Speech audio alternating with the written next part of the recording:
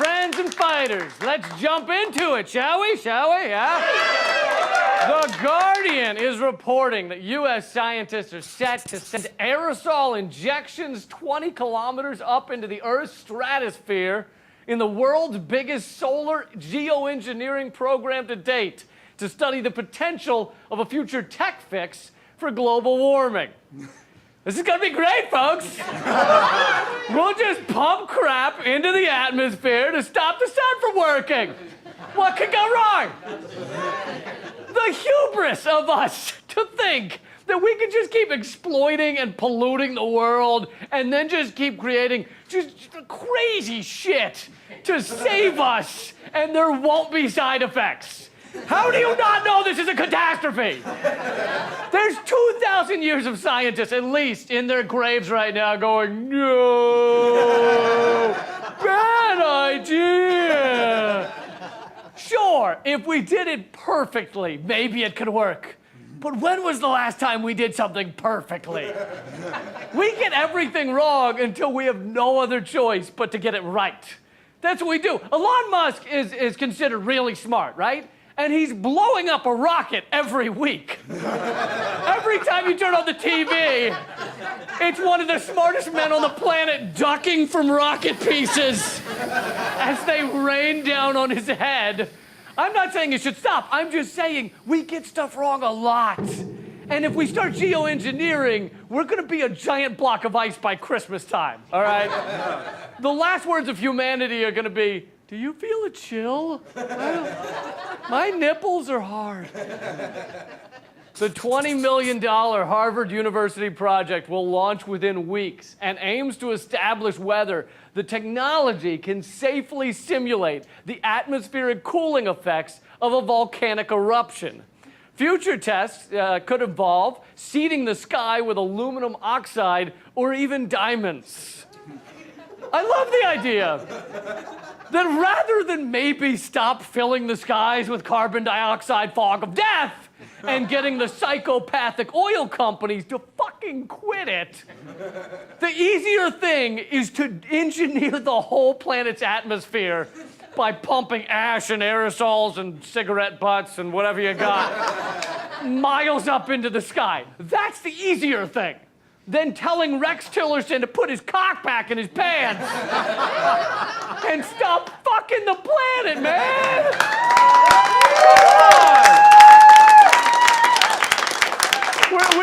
We're just like, well, Donald Trump says he's just gonna keep building pipelines, so we'll just have to start filling the heavens with bong residue. What choice do we have? That's how scared we are of these total sociopaths that own not just really our government, but most governments around the world. Except Iceland, all right? Fuck them for being awesome, all right? Our whole country is powered by bicycles and happy thoughts. Yeah. We have a negative amount of carbon in the air. Our air tastes like Skittles, the tropical kind. After the financial collapse, we locked up the bankers because they were bad people. Have you tried that? I'm sorry, Iceland. It's a little more complicated for us, okay? Over here, the bankers own the politicians who own the mainstream media. And so not only do we not lock up the bankers, our media is not even allowed to talk about Iceland. They can't even, really, someone in the media just like mentions, you just hear, Iceland. You just hear that, and right then a guy with like a shaved head and a barcode tattooed on his forehead just comes up behind them and just gags them. Just just straps on one of those Hush Me devices right on their face. Introducing Hush Me, the world's first mask for mobile phones. Hush Me is a personal acoustic device that protects speech privacy in open space environments by using exclusive passive voice suppression and active voice masking technology. That's what they do. They put that on anyone who mentions Iceland. Are we allowed to strap that on Donald Trump? Is that? I'm just saying, like, ethically, right? Ethically, does Hush Me have to be consensual? Does it? Can you, like, roofie someone's drink and then they wake up with Hush Me just glued on their face? because I feel like that would help the nation a lot. And let me be clear, I'm not anti-technology. Technology may be our only chance to save us from ourselves. But there's a war going on right now. And it's psycho-greedy corporate parasites versus scientists.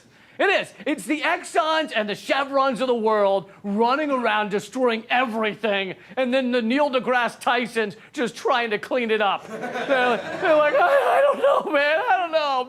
Maybe we could invent a machine that turns black smog into, like, Pop-Tarts or something. I don't know. Maybe I could create a flower that pollinates itself with sadness. I'm not sure. Elon Musk is building rockets to get the fuck out of here, all right? That's what he's doing. That's what he's doing. It's the scientists versus the psychos, and the psychos are winning. Bill Nye is no match for them. He's not. Look at him. He's like a $1.10 soaking wet, all right? He looks like Beaker from the Muppets. He doesn't have a chance. Rex Tillerson, if you put him in the room with him, would just bitch slap him and then rub his face in a pool of oil like Daniel Day-Lewis shit. You know, just, there will be blood. I drink your milkshake! But Rexer, there's 400 parts per million in the atmosphere. I drink your milkshake!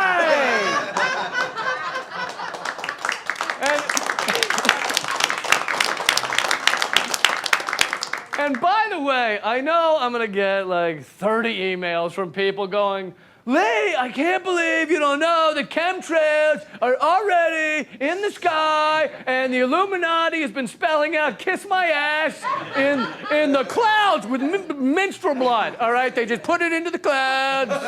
I know, I get it. But whenever someone tries to tell me that, they're like, look at the proof.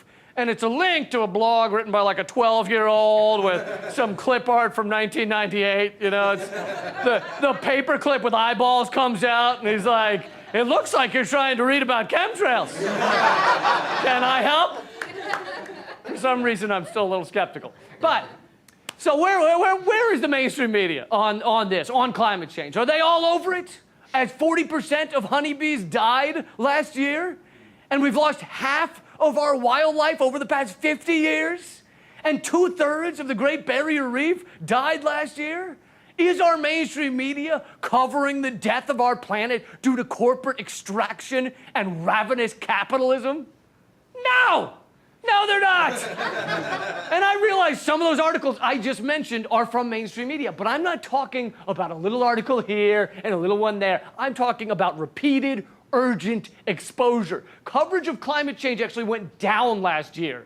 In 2016, ABC, CBS, NBC, and Fox News Sunday aired a combined 50 minutes of climate change on their evening and Sunday programs, a drop of 66% from the year before, which was already basically nothing. A combined 50 minutes for the year. They covered climate change less than Donald Trump's statements about how many pussies he grabs, all right? The pussy grab to climate change ratio, not good, not good. And don't kid yourself, if they wanted to get us scared about climate change, they could do it in a second. Remember that summer they decided to make everybody lose their minds over sharks? In 2001, shark attacks were everywhere. Run and hide, lock your kids in the basement. The sharks are here. They're smarter than ever, and they learned how to drive a car. They don't have a license yet, but it's only a matter of time. But that summer actually had fewer shark attacks than most summers. The media can decide to scare you about anything they want. Imagine if they spent 1/10 the amount of time on climate change that they spent on sharks or Flight 370 or the epidemic of pussy grabbing. Imagine. And you want to know the true punch to the face? The IMF said the world subsidizes fossil fuels at the rate of $10 million per minute. $5.3 trillion a year. If we took all that money and instead subsidized a switch to clean energy, we could do it overnight. We could practically halt climate change.